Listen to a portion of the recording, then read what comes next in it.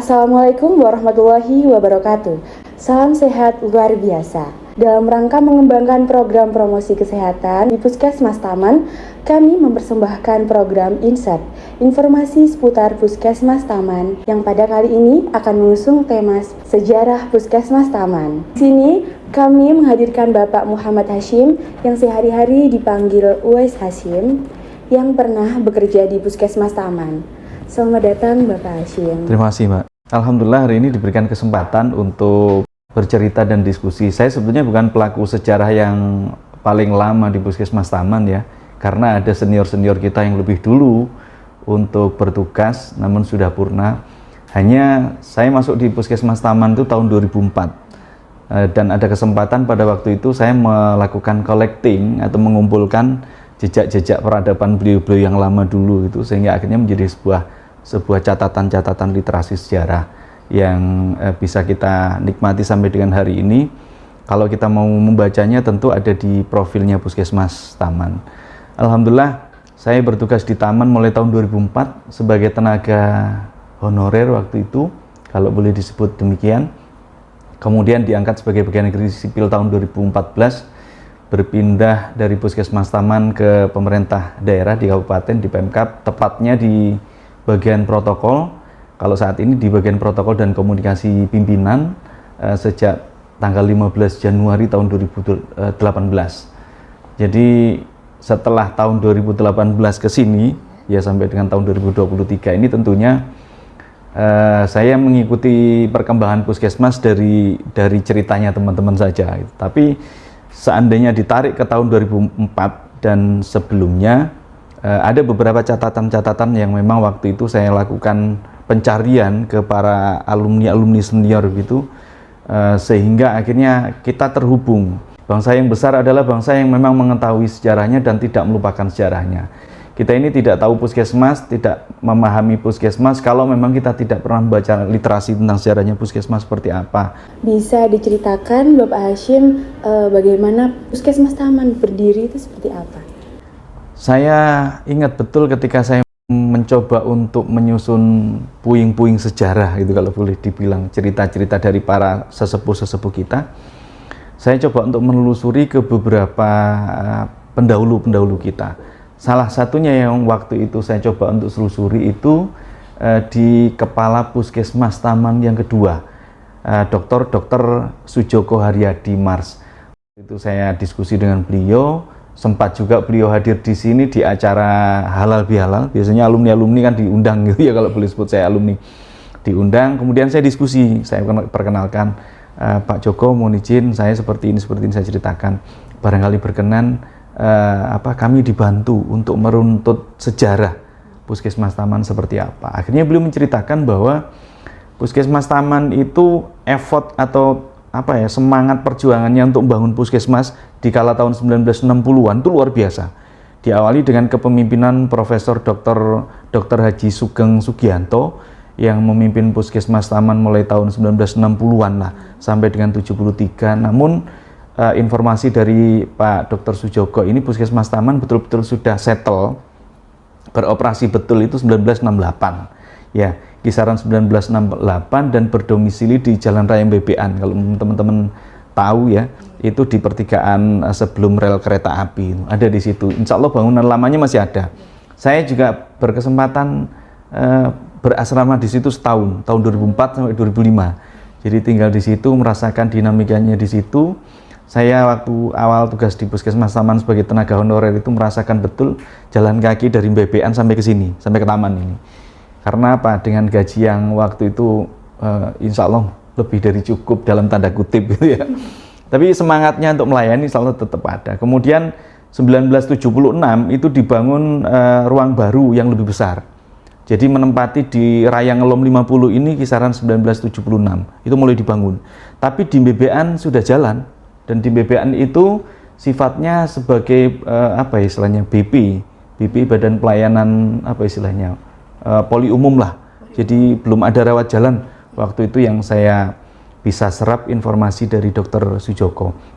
Kemudian pada tahun 1979, 3 tahun kemudian, itu bangunan ini baru bisa ditempati ya, yang diresmikan oleh gubernur waktu itu. Kalau dulu kan istilahnya daerah tingkat 1, tingkat 2. Kalau sekarang kan provinsi, kemudian kabupaten, kota. Diresmikan oleh gubernur kepala daerah tingkat 1 Provinsi Jawa Timur waktu itu Bapak Sunandar Priyo Sudarmo. Nah, perjalanan waktu kemudian di tahun 1986 hingga 87 kemudian dibangun di tempat yang sama di sini, itu unit gawat darurat layanan 24 jam. Sehingga UGD yang pertama kali dibangun di sini itu kisaran tahun 1986 dan 1987 ya. Kenapa diperlukan UGD? Waktu itu saya tanya, kenapa kok akhirnya harus dibangun UGD? Beliau menyampaikan bahwa salah satu alasan harus dibangunnya UGD, layanan UGD waktu itu di taman, karena taman ini segitiga emasnya Jawa Timur atau Sidoarjo ya. Jadi pinggirannya Sidoarjo, dekat sama Gresik, dekat sama Surabaya. Kemudian taman ini hampir sebagian besar penduduknya adalah orang-orang urban, pendatang. Gitu kan? Dengan kondisi tingkat kepadatan lalu lintas yang tinggi, perusahaan-perusahaan yang juga besar, otomatis membutuhkan pelayanan kesehatan yang mumpuni. Dengan jumlah masyarakat yang banyak ini kan tentu tingkat trafik lalu lintas perjalanan masyarakat, kendaraan dan sebagainya kan tinggi, sehingga rawan kecelakaan. Nah, inilah yang akhirnya menjadi salah satu dasar waktu itu, menjadi analisa dasar untuk membangun UGD, sehingga akhirnya Puskesmas Taman pada tahun itu sudah mulai ada UGD-nya. Oke, jadi pada saat itu apakah Puskesmas Taman ini sudah berstatus rawat inap, Pak?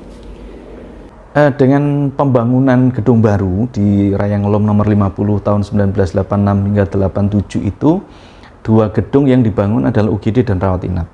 Sehingga setahun kemudian, kisaran 1988-89 itu sudah mulai dioperasionalkan.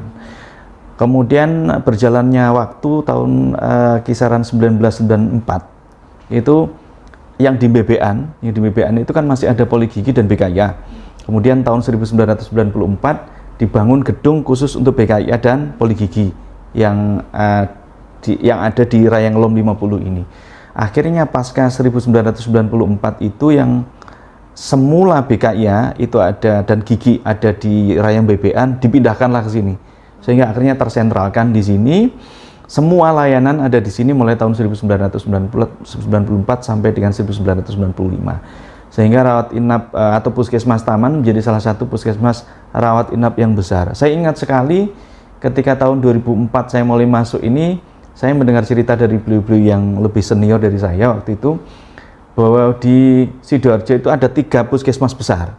Yang pertama adalah Porong, yang kedua adalah Taman, yang ketiga adalah Krian. Jadi Taman ini menjadi salah satu sentral puskesmas rawat inap besar mulai tahun setelah pindah ya, kisaran tahun 94, 95, 96 ke atas lah. Tapi Porong juga sudah ada. Nah, setelah adanya lumpur lapindo itu, Porong sudah mulai agak turun, agak mengalami banyak penurunan dari kunjungan dan sebagainya. Kalau boleh kami bilang bahwa sentralnya puskesmas rawat inap besar di Sidoarjo itu ya Taman.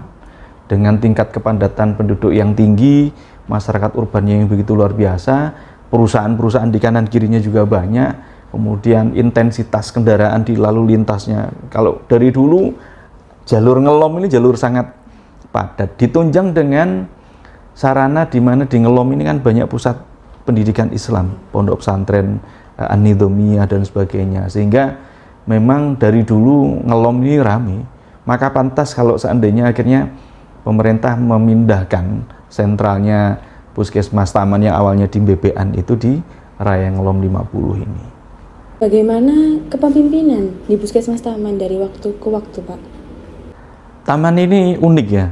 Kenapa saya bilang unik? Karena yang gawangi atau yang mandegani yang mendirikan puskesmas itu betul-betul beliau-beliau yang luar biasa. Saya bilang sebagai pejuang-pejuang kesehatan di Sidoarjo. Pertama kali era tahun 1960-an hingga tahun 1973 itu digawangi atau dipimpin langsung dipandegani oleh Prof. Dr. Haji Sugeng Sugianto SPAK, yang saat ini mungkin kita juga sudah tidak asing ya, punya rumah sakit Surya. Nah, Saya memang tidak bertemu dengan beliau karena memang saya masuknya itu di era yang beliau juga sudah purna. Kemudian berlanjut era 1973 hingga 1981 itu Pak Dr. Sujogo Haryadi Mars yang kalau tidak salah setahun yang lalu ya beliau wafat. Moga-moga Allah mengampuni segala dosa dan kekhilaafannya, dan perjuangan semasa beliau memimpin puskesmas dan mengupayakan puskesmas Taman Besar itu dijadikan sebagai amal kebaikan. Selanjutnya setelah era 81 hingga tahun 86 itu ada Dr. Wuryaning Hastuti SPKJ. Kalau tidak salah saya ingat ceritanya, setelah beliau tidak di puskesmas, beliau ditarik menjadi dokter spesialis di Rumah Sakit Jiwa Menur. Kalau tidak salah berpindahnya beliau ke sana. Kemudian setelah Dr. Wuryaning era 86 hingga 91 itu ada Dr. Indrawati Handoyo. Ya, dokter yang ada di taman itu rata-rata energik sekali. Kemudian setelah itu ada Dr. Bausir. Dr. Bausir ini masih insya Allah masih keturunan Arab gitu. Tapi orangnya luar biasa santun dan energik sekali dengan pasien juga luar biasa. Selanjutnya setelah Dr. Bausir itu ada Dr. Luki Rahayu Hendraningsih di era tahun 2003 hingga tahun 2011. Nah, saya masuk itu di eranya Dr. Luki Rahayu itu 2004 saya masuk. Saya masuk pun alhamdulillah waktu itu saya berjuang. Artinya saya tidak tiba-tiba diterima karena tanggal 6 Mei tahun 2004 saya mulai bertugas di taman. Saya ingat tanggal 6 Mei 2004. Itu pun saya melamar sebagai karyawan, meskipun sebagai tenaga honor saya ngelamar. Kemudian posisi saya waktu itu sebagai operator komputer. Kalau sekarang kerennya kan peranata komputer. Kalau dulu operator komputer mendampingi bendahara pengeluaran Bu Suprapti waktu itu untuk terkait dengan SPJ, karena di era tahun 2004 itu Puskesmas Taman mengalami masa di mana ada swadana. Kalau sekarang mungkin BLUD swadana, sehingga operasional anggarannya dikelola oleh Puskesmas Taman sendiri, namun pertanggungjawabannya waktu itu didampingi sama ahli akuntansi dari Universitas Brawijaya Malang, sehingga waktu itu saya juga ikut dampingi. Masuk awal saya bantu peng-SPJ-an itu, selain itu juga mengoperasionalkan IT. Nah, setelah Dr. Luki berpindah 2011 berganti masuk Dr. Zuhaida, meskipun ada beberapa PJ-PJ yang lain sampai dengan 2017. Saya ingat sekali Dr. Zuhaida itu pindah ke Dinkes sekitar 2017, karena setelah Desember 2017 beliau pindah, saya awal Januari 2018 pindah ke Pemda waktu itu. Nah, setelah itu berganti, ada dokter-dokter yang menjabat sebagai pelaksana tugas, kemudian ada Dr. Abdillah, kemudian ada dokter Dini kan, Tridiana ya, kemudian Dr. Inensa yang saat ini menjabat.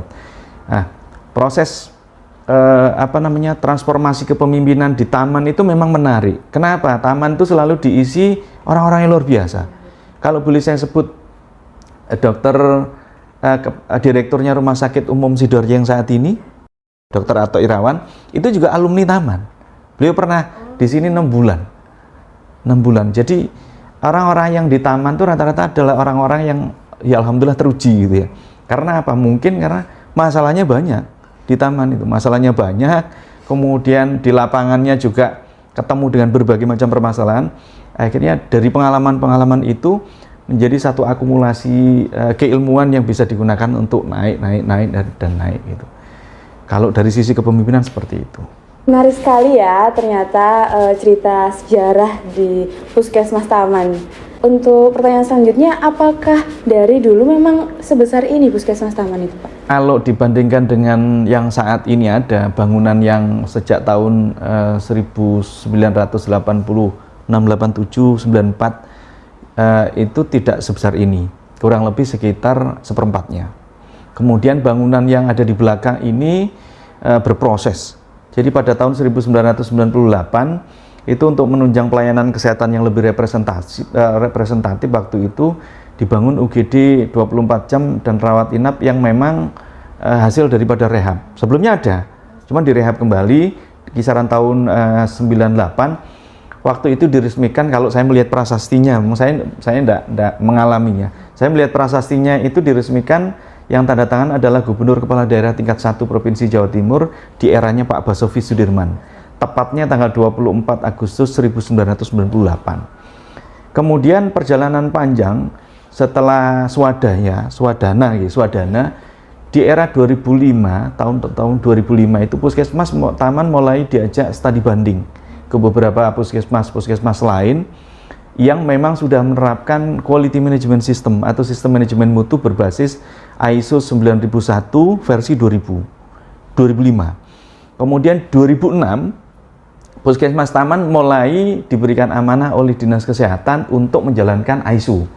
Namun tidak bisa serta-merta kita bisa menjalankan tanpa adanya konsultan. Jadi dihadirkan konsultan waktu itu dari AIM Consulting. Ya, kemudian kita dibimbing hampir sekitar 1 tahunan untuk memproses gimana caranya puskesmas kita ini terstandarisasi ISO. ISO itu kan 9001 itu lebih fokus ke quality management system. Jadi berbasis manajemen mutu. Nata semuanya, mulai dari nol, mulai dari loket sampai belakang. Tidak hanya loket, termasuk tukang parkir itu ditata. Bagaimana proses pelayanan itu betul-betul prima. Itu kisaran 2005, 2006. Kemudian setelah itu biasanya setelah didampingi itu akan ada proses penilaian ya tidak beda jauh dengan akreditasi yang saat ini. Hanya akreditasi mungkin lebih fokus kepada di bidang kesehatan, dalam arti kalau ISO itu lebih luas. Cuman sebetulnya dua-duanya menjadi hal yang penting untuk menata sistem yang ada di organisasi dimanapun itu. Akhirnya tahun 2007 itu kita kedatangan tim surveyor dari PT Skovindo yang secara independen melakukan penilaian dan evaluasi survei berkenaan bagaimana setahun berjalan mulai 2006 hingga 2007 sebelum penilaian Puskesmas Taman itu menerapkan ISO 9001 2000, apakah sudah sesuai dengan standarisasi ISO-nya atau malah memang jauh dari itu. Akhirnya di tahun 2007 itu kita lolos dan berhak mendapatkan sertifikat standar manajemen mutu dari Skovindo sebagai pengakuan bahwa Puskesmas Taman menjalankan satu sistem berbasis ISO 9001-2000 yang menerapkan quality management system ketata dengan bagus, baik administrasinya, pelayanannya dan sebagainya, termasuk di situ berkenaan dengan keluhan pelanggan, bagaimana tindak lanjutnya sampai telusurnya. Nah, waktu itu saya diamanahi untuk mendampingi wakil manajemen. Jadi di strukturnya ISO itu ada top manajemen kepala puskesmas. Di bawahnya itu ada wakil manajemen, Dr. Gigi Asmika waktu itu. Saya, kalau di strukturnya ISO tidak ada sekretaris, saya di pengendali dokumen. Jadi all dokumen yang ada di taman ini, di puskesmas ya, itu harus terkendalikan. Ya melalui apa? Melalui ada proses penomoran. Semenjak tahun 2007 setelah menerima penghargaan ISO 9001 yang versi 2000, waktu itu penerimaan atau penyerahan penghargaannya di Pendopo Delta Wibawa di Pemkab.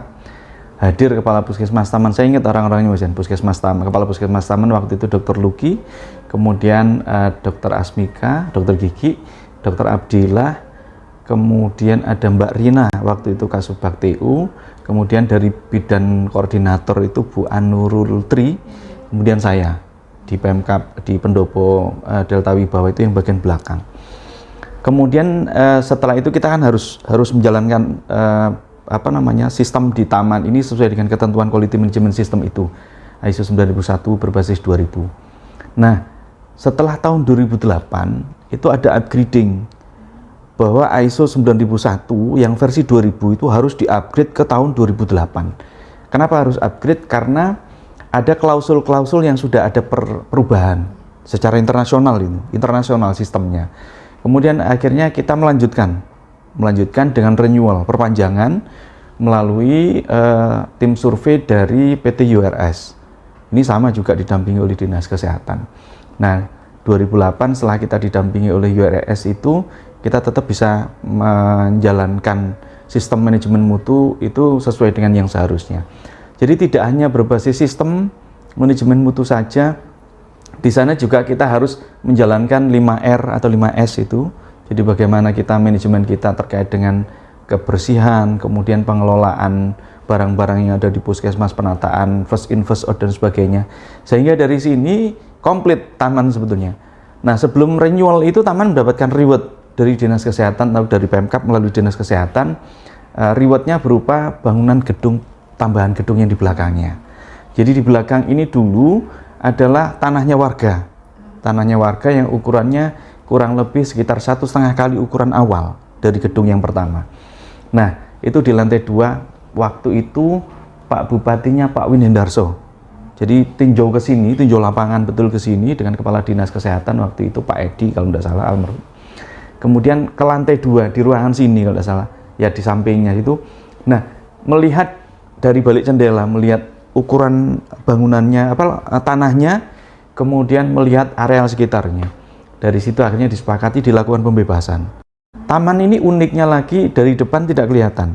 Kecil, itu di belakang ngerong katanya orang-orang Jawa tuh. Jadi luas. Katanya itu hoki kalau bahasanya orang-orang.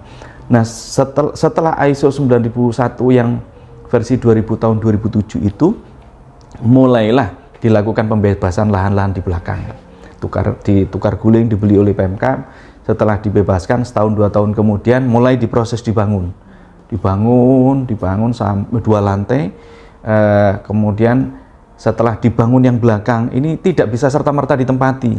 Ternyata waktu itu banyak bangunan-bangunan ini yang karena setelah selesai tidak segera diserahkan, akhirnya harus direhab sedikit-sedikit oleh pengembangnya. Pasca itu akhirnya beberapa bagian dari puskesmas itu, terutama yang BKIA itu pindah ke belakang. BKIA mulai dihabiskan karena memang proyeksinya seperti yang saat ini digunakan untuk lahan parkir. Kemudian setelah di sana mulai ditempati, kemudian ada beberapa yang saat ini kita tempati ini itu digeser ke belakang, UGD dibenahi. Setelah UGD dibenahi, bagian TU ini ruang kepala puskesmas yang saat ini kita tempati untuk kegiatan ini dulu adalah aula kecil, orang 100 saja udah tidak muat. Akhirnya dibangun hingga proses lantai bawah dulu diselesaikan, terus naik ke atas sampai aula yang itu. Nah, proses ini terjadi memang karena salah satu penilaian dari Dinas Kesehatan bahwa taman terus berprestasi dan bertumbuh gitu ya. Akhirnya ada satu kebijakan di mana secara pusat, kalau tidak salah waktu itu sejak tahun 2015 bahwa puskesmas atau Dinas Kesehatan tidak lagi menerapkan ISO, International Standardization Organization. Kemana larinya? Akreditasi. Saya masih sempat mendampingi akreditasi setelah tahun 2015 hingga tahun 2018 berjalan, itu masih merasakan akreditasi yang pertama. Di 3 sesi ini, ISO yang pertama Scofindo, ISO yang renewal PT URS, kemudian setelah itu akreditasi, kami memang melihat bahwa teman-teman itu di taman terutama itu orang-orang yang fighter, pejuang betul. Karena apa? Gimana caranya yang awalnya tidak ada harus ada. Bagaimana caranya ketika ini tidak tertata harus tertata. Kemudian kolaborasi yang dijalin antara pimpinan dengan teman-teman yang ada di bawah dalam arti di staf, kemudian pejabat-pejabat yang lainnya, dokter-dokter yang lainnya, perawat bidan dan tenaga yang lainnya memang betul-betul solid. Kemudian keguyupannya sejak lama, memang sejak dari dulu itu ada. Salah satu yang paling kelihatan tuh biasanya kalau hari raya ada halal bihalal gitu ya, alumni-alumni atau purna-purna ya, itu mesti diundang. Ini bagian daripada membangun sebuah sinergi yang bagus antara pengalaman-pengalaman yang sebelumnya dengan yang saat ini ada. Saya dulu sempat diamanai untuk mengkolekting laporan-laporan rutin puskesmas. Ada sekitar 40 laporan yang saya harus collecting. Itu saya mendapatkan amanah dari namanya Bu Mami. Bu Mami ini perawat dulu, perawat senior. Saya diajari bagaimana laporan Yankes dan sebagainya, termasuk kaitannya dengan keuangan. Kemudian mengkolekting semua, setelah itu setor ke Dinkes. Berbekal itu akhirnya kenal sama orang-orang Dinkes dan sebagainya. Namun demikian ada banyak hal yang memang mungkin kedepannya harus terus diupayakan peningkatan. Karena mau tidak mau kita memang harus berubah. Kaitannya dengan perubahan itu change itu ya, kalau kita tidak mau berubah ya kita yang akan digilas oleh perubahan. Sama dengan yang saat ini mungkin terjadi. Taman mungkin sudah besar, tapi harusnya bertambah besar lagi. Karena apa? Karena tantangannya lebih besar lagi. Kalau saya hubungkan dengan apa yang menjadi harapan besar mungkin yang selama ini kami dapat karena saya di protokol melayani Pak Bupati dan Pak Wakil Bupati serta Pak Sekda, yang menjadi harapan pimpinan daerah, Pak Bupati, Pak Wakil Bupati maupun Pak Sekda dan yang lainnya itu hanya satu kok sebetulnya. Beliau-beliau menginginkan masyarakat di taman itu dilayani di taman dalam dalam hal bidang kesehatan itu yang baik lah. Kuncinya cuma itu, melayani masyarakat yang baik, kemudian kalau ada komplain ya jadi layani yang baik. Namanya melayani itu menempatkan satu state di bawah yang dilayani. Kan kuncinya di situ. Nah, namun demikian tetap harus ada satu kolaborasi yang baik. Kalaupun toh ada banyak komplain dan sebagainya, perlu dilakukan upaya untuk evaluasi. Namun demikian nggak mungkin lah yang namanya melayani apapun yang sebesar apapun ya nggak mungkin ada kekurangan, itu nggak mungkin, pasti akan ada. Hanya semangat untuk bertumbuh dan bertumbuh itu memang waktu itu saya ditantang oleh pimpinan untuk menerjemahkannya di dalam sebuah logo yang sampai saat ini masih dipakai oleh Puskesmas Taman, jadi tangan yang begini itu. Kemudian dulu saya pakai bahasa Inggris, we serve better. Kalau saat ini diterjemahkan kami atau kami melayani lebih baik gitu. Ya memang arahnya ke sana. Jadi melayani monggo silakan dan sebagainya. Tidak ada melayani monggo pun tidak ada kan. Melayani pasti begini. Nah arahnya memang ke sana. Karena apa? Taman ini besar. Taman ini luar biasa. Semenjak Porong ada lumpur lapindo itu, ya yang ibaratnya leadernya Puskesmas, saya yakin tidak ada lain, taman. Dan orang-orang yang ada di taman itu orang-orang yang memang betul-betul sudah terseleksi, tidak sembarang.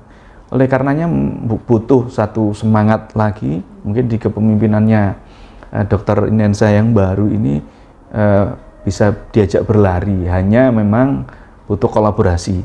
Kalau mengambil satu dua kalimat dari bukunya Pak Azwar Anas, mantan Bupati Banyuwangi yang saat ini menjadi Menteri Pendayagunaan Aparatur Negara, itu di bukunya yang kedua kalau nggak salah, Creative Collaboration, itu yang sempat saya baca.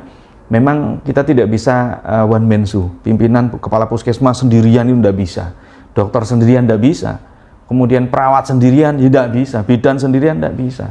Kalau dokter sendirian, pasiennya mana? Nggak bisa, kolaborasinya dengan pasien. Kemudian ada tindakan-tindakan yang membutuhkan dengan bantuannya perawat atau bidan, ya kolaborasi. Artinya kita memposisikan bahwa semuanya serata. Sehingga creative collaboration ini mampu membawa wajahnya Puskesmas Taman itu menjadi satu wajah puskesmas yang baru, yang memang diharapkan oleh masyarakat, dan ini betul-betul menjadi bagian daripada pengharapan besarnya Pemkab Sidoarjo. Apa yang akan menjadi ending point-nya? Ya masyarakat terlayani dengan baik. Kalau sudah terlayani dengan baik, saya pikir masyarakat sudah puas. Karena apa? Mintanya masyarakat, ya sudah layani dengan baik. Cuman karakteristik masyarakat yang ada di taman itu kan plural. Karena saya katakan plural, karena kebanyakan yang ada di taman ini adalah orang-orang yang urban, pendatang dari mana. Dan ini memang harus bersabar. Ya, bersabar menempatkan kita sebagai pelayan. Apalagi kita sebagai abdi negara mau tidak mau memang harus memberikan pelayanan yang terbaik kepada masyarakat. Itu. Ternyata Puskesmas Taman ini memiliki prestasi dan perkembangan yang sangat luar biasa. Nah, setelah ini kan ada hari ulang tahun Sidoarjo tanggal 31 Januari. Korelasinya Puskesmas Taman dengan HUT Sidoarjo itu seperti apa? Kita memang harus mengakui bahwa taman, dalam arti Puskesmas Taman ini, prestasinya dari dulu itu sangat luar biasa. Itu dari cerita saya terkait dengan perjuangan untuk menata sistem.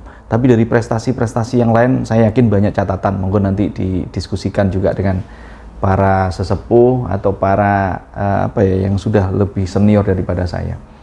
Berkenaan dengan Hari Jadi Kabupaten Sidoarjo atau Harjasda yang ke-164 yang tahun ini mengambil tema bergerak serentak maju bersama, ini memang pimpinan daerah dan pemerintah daerah berusaha untuk merangkul semua lini agar semua pihak bergerak secara serentak mendorong kemajuan dan perubahan di Sidoarjo. Taman tentu dalam hal ini Puskesmas tentu bisa mengupayakan terus peningkatan dan memberikan pelayanan-pelayanan terbaik kepada masyarakat.